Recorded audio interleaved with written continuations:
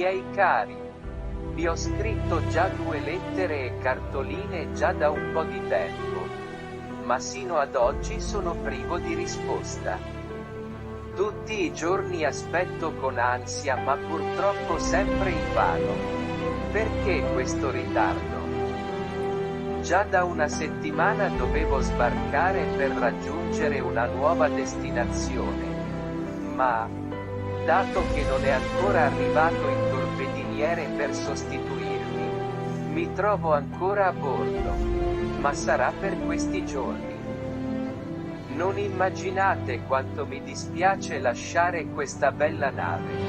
Non scrivetemi se prima non avrete ricevuto il nuovo indirizzo, dato che la destinazione è ignota. Tanti baci.